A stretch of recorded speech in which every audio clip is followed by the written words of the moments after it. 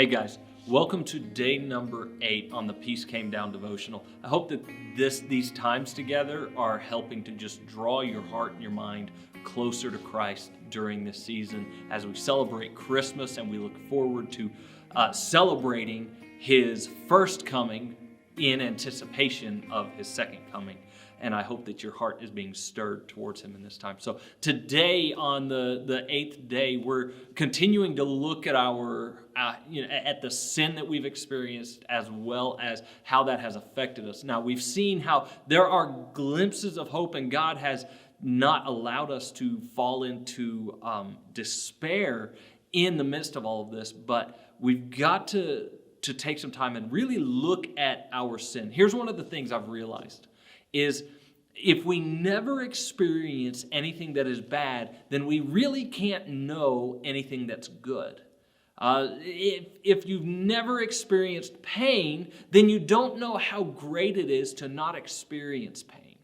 And it's kind of one of these weird things where to truly cherish the salvation that Jesus has given us, we have to take some time and we have to really focus in on and reckon with our sin to really appreciate what He's done for us. And we get a picture of this in Psalm chapter 14, verse 3. It says this, it says, "They have all turned aside.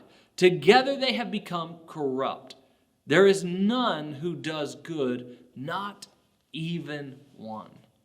And that's an incredible picture at the human heart, the fact that we don't do good. Now, for me, naturally, I love to sit here and think and try to reason that everybody does good. Everybody has, good intentions. But the reality is that's not always true.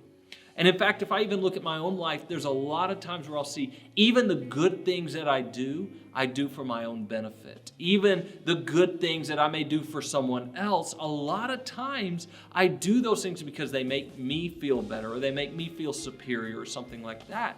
And it's this realization we've got to have that inside all of us, we're selfish.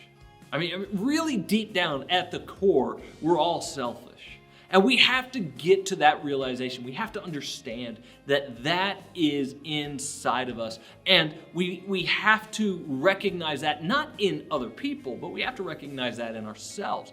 Once we can recognize that in ourselves, we can begin to understand just how selfless Jesus was and just how much grace and mercy He showed us by going to the cross. You see, everything in us without God desires for us to benefit, for us to be better, for us to gain. Nothing in us wants to help others. Nothing in us wants to truly sacrifice ourselves.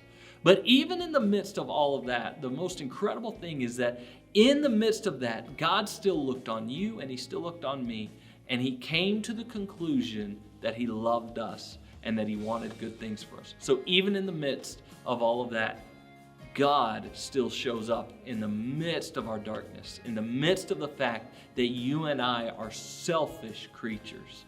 God still chose to love you, and He still sent His Son to come and to die for you. It's an incredible thing. We have to look at our sin. We have to remember that we are broken, sinful people, and that even in the midst of our brokenness, God still loves us. So guys, I hope this helped you. I hope that this turned your heart just a little bit closer to Jesus today.